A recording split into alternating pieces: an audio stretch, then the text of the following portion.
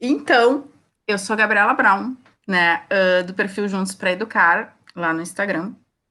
E esse perfil, ele nem sempre foi Juntos para Educar. Quando ele surgiu em 2017, ele se chamava Maternidade Além do Infinito. Então, ele era muito focado e voltado para mães, porque tinha a ver um bocadito com a minha trajetória, a minha história na maternidade. E eu entendia que, na época, que pai era acessório, né? Pai era dispensável, assim, a gente precisava para fecundar, mas depois a mãe garantia todo o resto.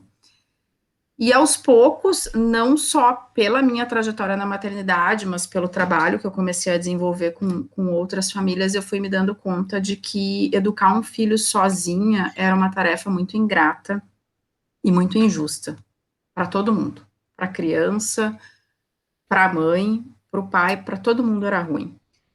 E em 2020 a gente entrou numa pandemia, Aham. né? E no meio da pandemia eu me vi, no meio não, no início da pandemia eu me vi trancada dentro de casa com o meu filho e o meu marido, e as coisas foram saindo do controle, porque eu assumi uma sobrecarga muito grande. Então eu precisava trabalhar em casa, o meu filho não tinha mais a escola, ficou em casa, o meu marido não saía mais para trabalhar, ficou em casa, e a divisão de tarefas estava muito injusta e, sobretudo, a divisão mental do que dar conta, né? Eu precisava programar toda a rotina, como é que ia funcionar.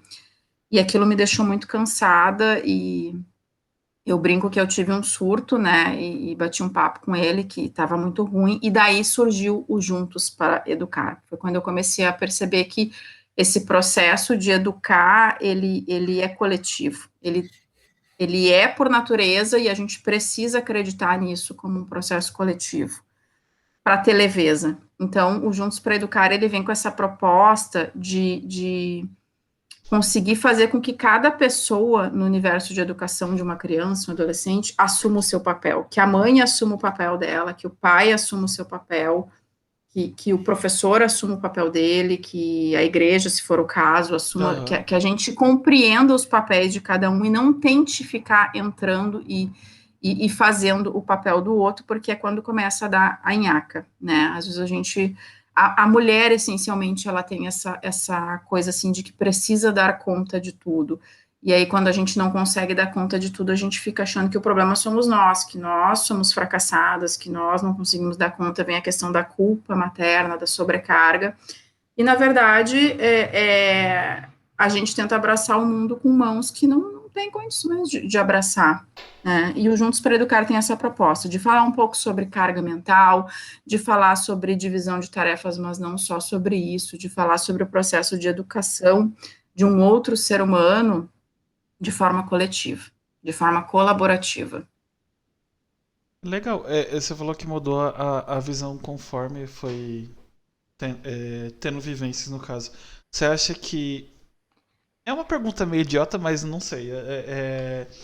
Você acha que essa visão, tipo, antiga que você tinha de o pai ser um acessório era por causa da nossa cultura, tipo, machista? Ou não tem a ver? Ou, sei lá. Acho que sim, acho que as mulheres reproduzem muito essa questão machista, né, cultural. Veja, eu cresci, o meu pai foi uma pessoa muito participativa, né, dentro do cenário da família. Mas eu entendi a participação dele como um provedor financeiro e a Uhum. pessoa que brincava com a gente. A minha mãe não brincava conosco. A minha mãe ela estava sempre preocupada em a gente fazer em que a gente fizesse os temas, que a gente tivesse de banho tomado, que a gente tivesse alimentado. Ela trabalhava fora, ela era professora e cuidava. Então, quando ela estava em casa, ela estava cuidando de tarefas domésticas e dos filhos. O meu pai, quando estava em casa, ele estava brincando conosco, percebe? Então eu tinha essa figura paterna de um jeito, mas ele não se envolvia nas tarefas domésticas. Aham. Então eu tinha essa figura paterna como presente. Quando eu engravidei, eu tinha um salário que era possível nutrir a minha família inteira. O meu salário bastava. Então eu não dependia de uma outra pessoa para fazer o sustento. Aham. Então essa foi a primeira associação que eu fiz. Bom, se eu não preciso do sustento de outra pessoa, o pai já se tornou na sua primeira tarefa dispensável. Se eu consigo brincar com o meu filho, e eu sempre brinquei muito com o meu filho, para que serve o pai? Porque eu tinha essa visão de que pai é para sustentar e brincar. Se eu, mãe, sustento e brinco, e educo, e cuido, e dou banho, e alimento, e parará, o pai não tinha sentido, não se fazia necessário, né?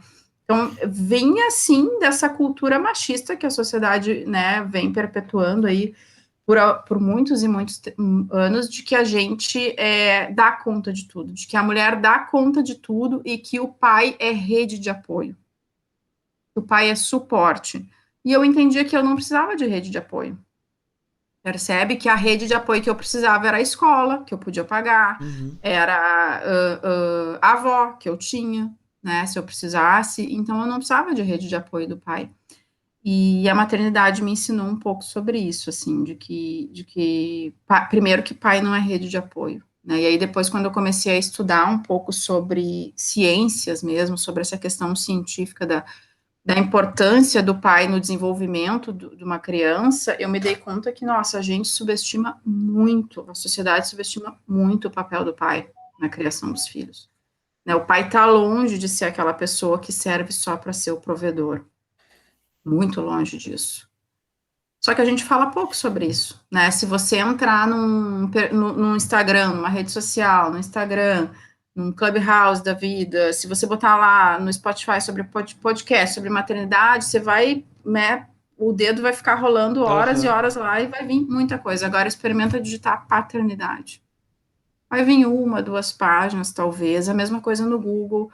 A gente tem movimentos importantes, né, que vem surgindo aí de pais que vêm falando sobre isso, e vêm se colocando dentro desse perfil de assumir a sua paternidade, não só como um provedor financeiro, mas de como um pai emocionalmente presente, mas ainda é muito recente isso. Este podcast faz parte do movimento LGBT Podcasters. Conheça outros podcasts através da hashtag LGBT Podcasters ou do site www.lgbtpodcasters.com.br.